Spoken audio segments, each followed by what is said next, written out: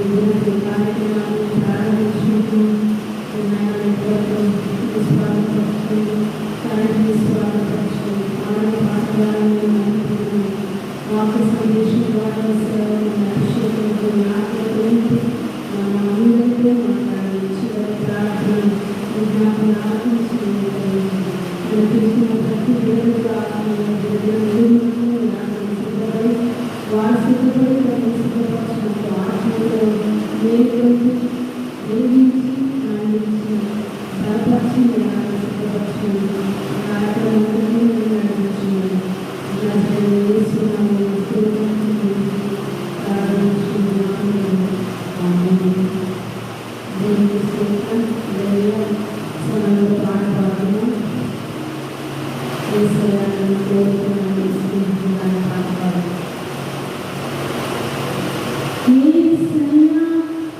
నన్ను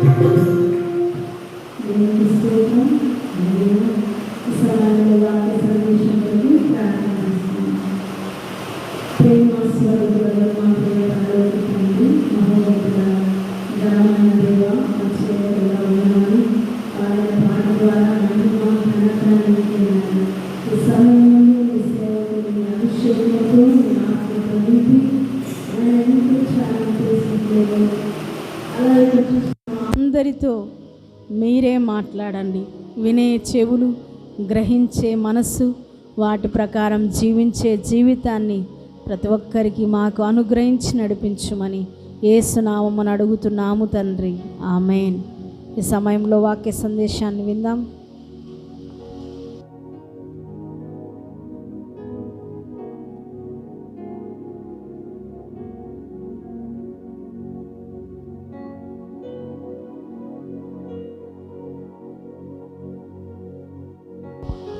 దేవునికి స్తోత్రం, హల్లెలూయా. క్రీస్తునందు ప్రియ బిడ్డలారా, ప్రభువైన యేసు నామములో సంఘ సభ్యులకు, లైవ్లో చూస్తున్న బిడ్డలకు అందరికీ కూడా శుభాభివందనాలు.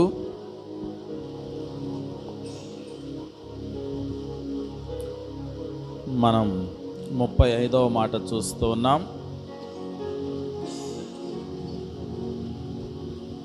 సకల సంపూర్ణతకు పరిమితి కలది అన్న మాట మీద మనం చూస్తూ ఉన్నాం.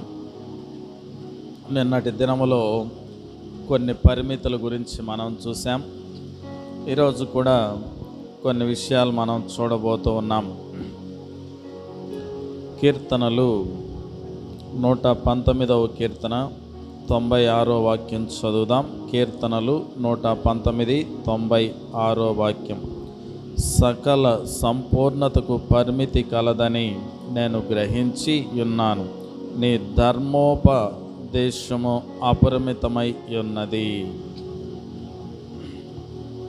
కీర్తనాకారుడైన దావీదు మాట్లాడుతూ, అయా నీ ధర్మశాస్త్రోపదేశం లేకపోతే నీ ధర్మోపదేశము అపరిమితమైనది, నాకు చాలా ఇష్టకరమైనది, నేను చాలా ఆనందిస్తూ ఉన్నాను అని చెప్పి కీర్తనాకారుడు మాట్లాడుతూ ఉన్నాడు.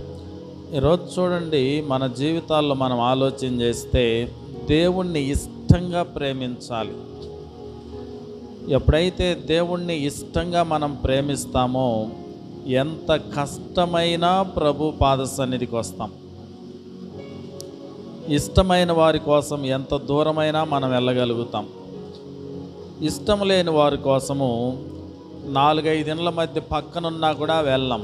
కారణం ఏంటి అంటే వారి ఇష్టం లేదు. ఈరోజు నీ జీవితంలో ఒక ప్రశ్న వేసుకో. దావీదు దేవుని యొక్క ధర్మోపదేశమును ఎంత అపరిమితముగా ప్రేమిస్తూ ఉన్నాడో మనం చూస్తూ ఉన్నాం.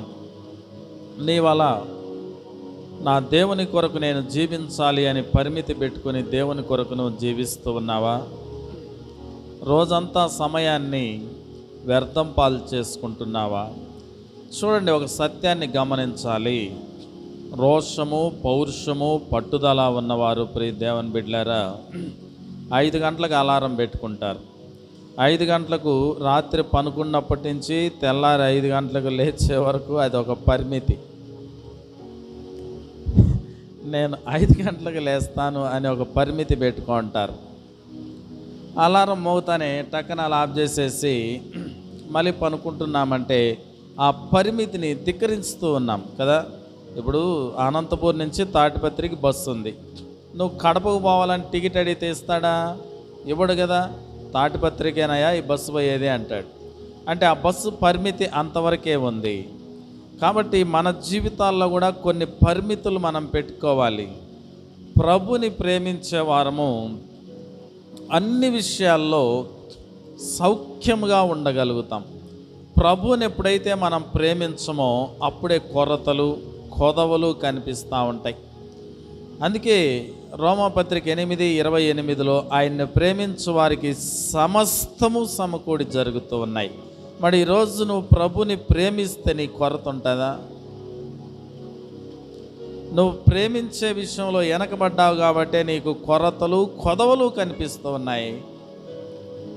మనశ్శాంతి లేని జీవితం జీవిస్తూ ఉన్నావు. ప్రభుని ప్రేమించు చూడు, ఆయన శాంతిని నీకు అనుగ్రహిస్తాడు. ఆయన దావీదు గారు ధర్మోపదేశాన్ని అంటే దేవుని యొక్క ధర్మశాస్త్రాన్ని ప్రేమిస్తున్నాడు కాబట్టి ఆయన ఉన్నతంగా దీవించబడి ఉన్నాడు. గొర్రెలు కాసుకునే వ్యక్తి రాజు కాగలిగాడంటే ఎంత గొప్ప విషయం. యోబు గ్రంథము 14వ అధ్యాయము 5వ వాక్యం చూద్దాం. యోబు గ్రంథము 14వ అధ్యాయం 5వ వాక్యం. నరుల ఆయుష్కాలము పరిమితి గలది, వారి నెలల సంఖ్య నీకు తెలిసే ఉన్నది.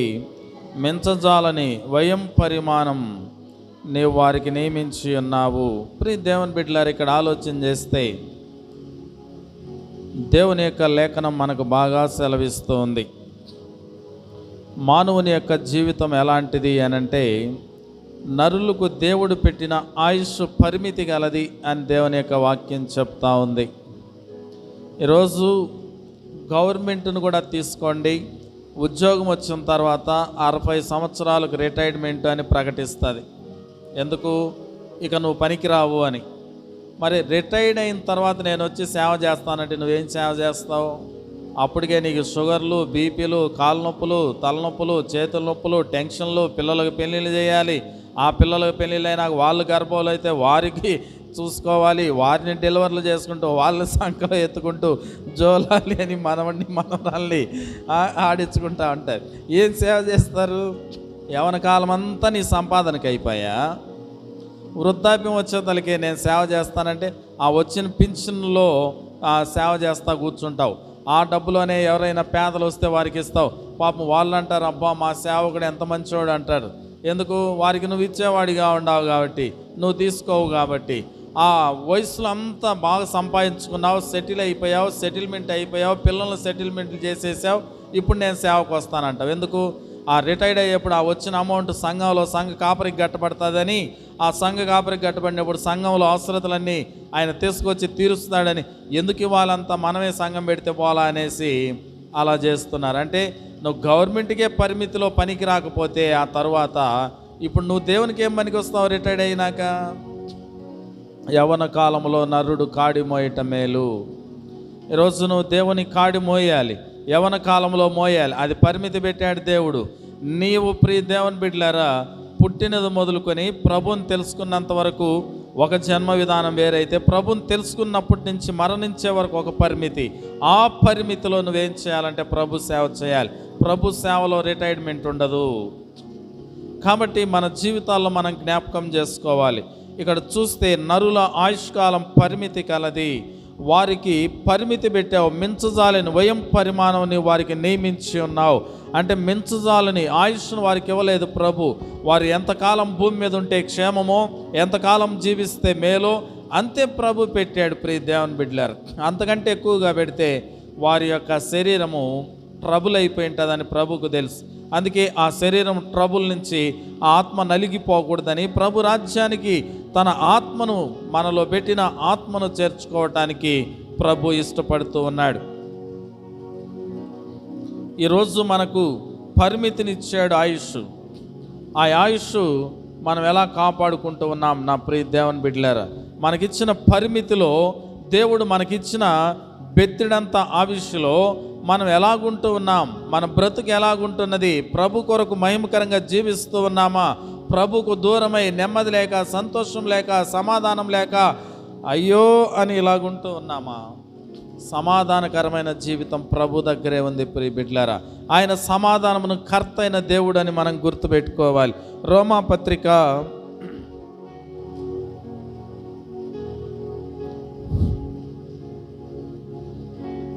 5వ అధ్యాయము 21వ వాక్యం చూద్దాం. రోమాపత్రిక 5:21 అంటే 20-21 కలిపి ఉంటాయి. మరియు అపరాధమును విస్తరించున్నట్లు ధర్మశాస్త్రం ప్రవేశించెను, అయినను పాపం మరణమును ఆధారం చేసుకుని ఎలాగు ఏలినో అలాగే నిత్యజీవం కలుగుటకై నీతి ద్వారా కృపయు మన ప్రభువైన యేసుక్రీస్తు మూలముగా ఏలు నిమిత్తం పాపం ఎక్కడ విస్తరించునో అక్కడ కృప అపరిమితముగా విస్తరించను. ఎక్కడైతే పాపం విస్తారంగా ఉందో ఆ పాపపు వారి మధ్యలో యేసుక్రీస్తు ప్రభుల వారి యొక్క నీతి స్వార్థ ప్రకటించబడుతూ ఉంది. ఎందుకంటే వారు అగ్నిగుండానికి వెళ్ళకూడదని, వారి ఆత్మ పాతాళంలో పడిపోకూడదని, వారు యుగయుగాలు కాలకూడదని, పాపం విస్తరించిన చోట్లల్లా దేవుని యొక్క రాజ్య స్వార్థ ప్రకటించబడుతూ ఉంది ప్రియ దేవుని బిడ్డలారా. అందుకే పాట కూడా మనం జ్ఞాపకం చేసుకుంటే, పైనున్న ఆకాశమందు కానీ కిందున్న భూమి మీద కానీ ఆయన యొక్క నామము తప్ప మరొక నామములో రక్షణ లేదు అన్న విషయాన్ని మనం గుర్తుపెట్టుకోవాలి. ఆ నామంలోనే మనకు రక్షణ అనుగ్రహించబడి ఉంది. అందుకే అపరాధములు విస్తరించిన చోట ధర్మశాస్త్రం ప్రవేశించింది. పాపం మరణమును ఆధారం చేసుకొని ఎలాగూ ఏలినో అలాగే నిత్యజీవం కలుగుటకై నీతి ద్వారా కృపయు మన ప్రభు అయిన యేసుక్రీస్తు ద్వారా ఏలు నిమిత్తం పాపం ఎక్కడ విస్తరించిందో అక్కడ అపరిమితంగా దేవుని యొక్క కృప విస్తరించింది. ఆ కృప ఏం చేస్తూ ఉందంటే మనిషిని చంపకుండా మనిషిని కాపాడుతూ ఉంది, మనిషికి రక్షణ ఇస్తూ ఉంది, మనిషిని నిత్య రాజ్యానికి వారసుని చేస్తూ ఉంది. ఈరోజు నీ జీవితానికి దేవుని కృప విస్తరించింది.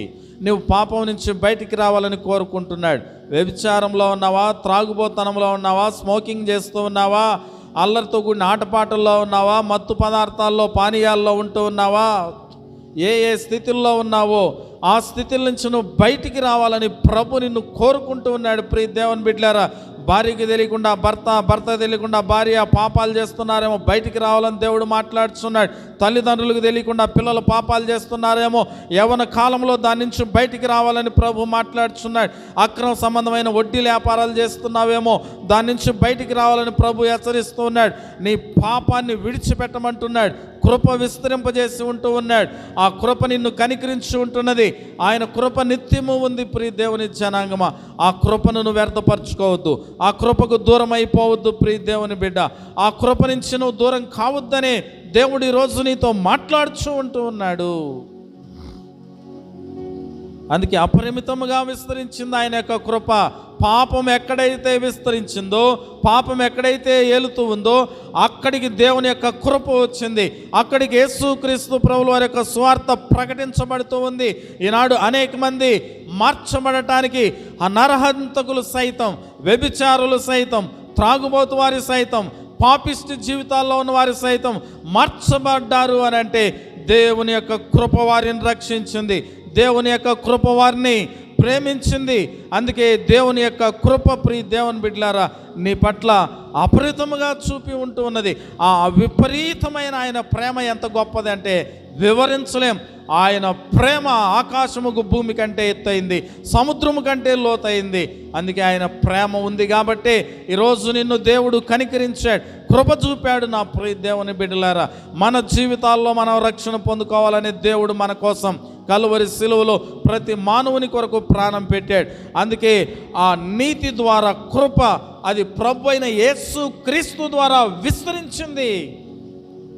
నీతి కలిగిన సువార్త, సత్య సువార్త, రక్షణ సువార్త, ప్రేమ సువార్త, నిత్య సువార్త విస్తరించింది. కాబట్టి ఈనాడు మారు మనసు పొందడానికి అనేక మందికి యేసుక్రీస్తు గురించి ప్రకటించబడుతూ ఉంది. ప్రియ దేవుని బిడ్డలారా, కాబట్టి ఇంకా దేవుని యొక్క లేఖనం చూస్తే కొరింథీయులకు రాసిన 2వ పత్రిక 11వ అధ్యాయము 23వ వాక్యం చదువుదాం.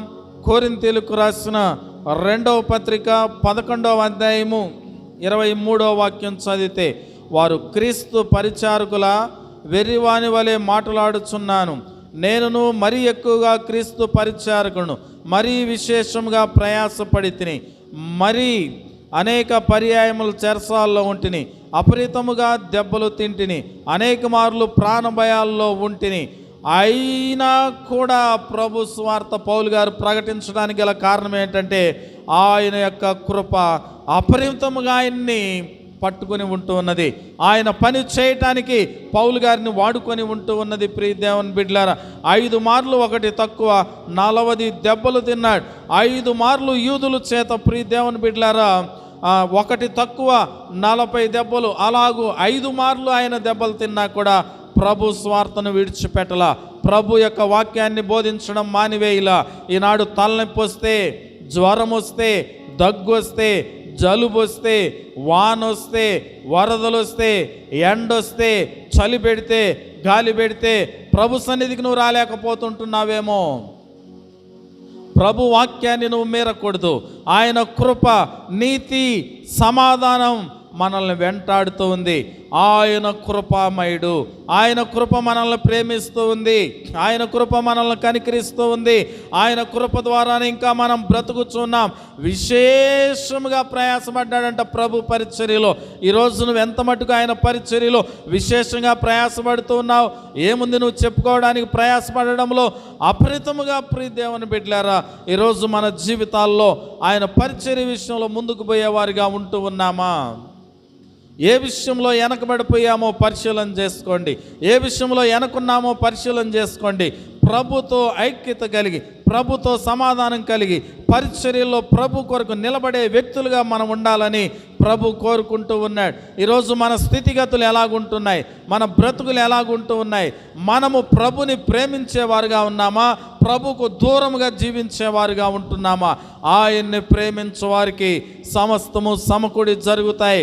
సింహపు పిల్లలైనా లేమి కలిగి ఉంటాయేమో కానీ ప్రభుని ఆశ్రయించిన వారికి ఏది కూడా కొదువై ఉండదు.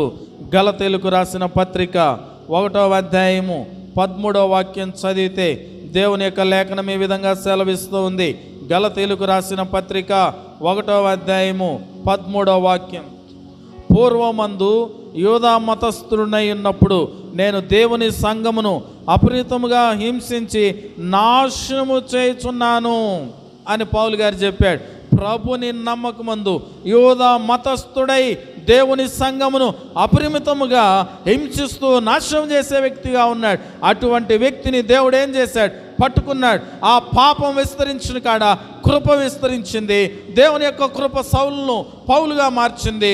ఆయన ఈరోజు పరిశుద్ధ గ్రంథములో 13 పత్రికలు రాయటానికి దేవుడు కృప చూపాడు. ఈరోజు మన జీవితాల్లో మనకిచ్చిన ఆయుష్ పరిమితిలో ఏదైనా ప్రభు కొరకు గొప్ప కార్యం చేయగలుగుతున్నామా? మన ఆయుష్ ముగిసే లోపల ప్రభు కొరకు మనం ఏమైనా చేయగలుగుతూ ఉన్నామా? మనం ఎలాగుంటూ ఉన్నాం ఒకసారి ఆలోచన చేయాలి. మన పరిమితిని బట్టి, దేవుడు మనకిచ్చిన ఆయుష్ని బట్టి ప్రభు కొరకు మనం ఏదైనా ఒక గొప్ప కార్యము చేసేవారిగా ఉంటూ ఉన్నామా? ప్రభు సంఘములో బండలు దుడిసే విషయంలో, కసు దోసే విషయంలో, సౌండ్ సిస్టమ్ మెయింటైన్ చేసే విషయంలో, టేబుల్ దుడిసే విషయంలో, చైర్లు వేసే విషయంలో, పరిచర్య విషయంలో అనేక విధాలుగా మనం ఎలాగుంటూ ఉన్నాం.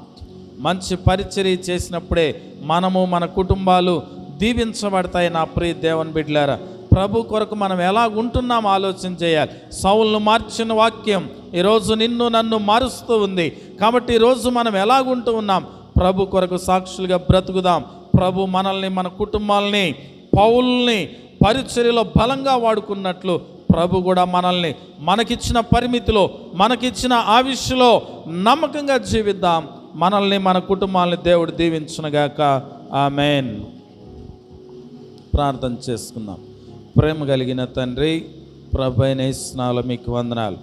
యెరూషలేమున క్షేమము, సియోను పర్వతం మేలు, ఇశ్రాయేల్ ప్రజల రక్షణ, ఇశ్రాయేల్ దేశమే సమాధానం, నెమ్మది, క్షేమం దయచేయండి. సరిహద్దులు విషయాలు పరచు. తిరిగి మందిరం కట్టబడినట్లు సాయం చేయండి. మేము చూసే కృప దయచేయండి. మాకు ఇచ్చిన ఆయుష్ పరిమాణంలో, ఆయుష్లో తండ్రి నీ కొరకు మేము ఏదైనా గొప్ప కార్యం చేయాలని ఆశ కలిగి ఉన్నాం. నీ కొరకు మేము సాక్షులుగా బ్రతకాలి అని ఉన్నాం. నీ కృప మమ్మల్ని బ్రతికించింది కనుక నీ కొరకు మేము సాక్షులుగా జీవిస్తాము అని తీర్మానం తీసుకున్న బిడ్డలకు, సంఘ సభ్యులకు, లైవ్లో చూస్తున్న బిడ్డలను ప్రతి ఒక్కరిని కూడా దీవించి బలపరచమని, కలువరి శిలువలో ప్రాణమిచ్చి చనిపోయి తిరిగి లేచి రెండవసారి రానాయన యేసయ్య నామములో స్తుతించి అడిగి వేడుకొని పొంది ఉన్నాం పరమ తండ్రి. ఆమేన్. పరలోకమందున్న మా తండ్రి, నీ నామం పరిశుద్ధపరచబడునుగాక, మీ రాజ్యం వచ్చునుగాక, మీ చిత్తం పరలోకమందు నెరవేరినట్లు భూమి మీద నెరవేరునుగాక. మాకు కావలసిన అనుదిన ఆహారం నేడు మాకు దయచేయము. మా ఇళ్ళ అపరాధం చేసిన వారిని మేము క్షమించిన ప్రకారం మా అపరాధాలు క్షమించు.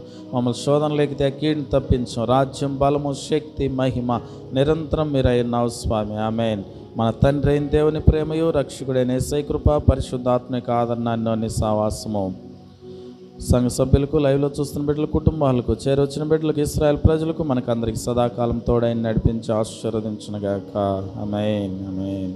ఇస్ రక్తం చం ప్రవేశ రక్తం చం ప్రవేశ నాకు సంపూర్ణ మహిమ కలుగునుగాక. Amen. Amen. Praise lord. God bless you. అందరికీ వందనాలు. అనేక మందికి ఛానల్ పరిచయం చేయండి, సబ్స్క్రైబ్ చేయించండి, ప్రభు మాటలు వినిపించండి. దేవుడు మిమ్మల్ని దీవించునుగాక. ఆమేన్.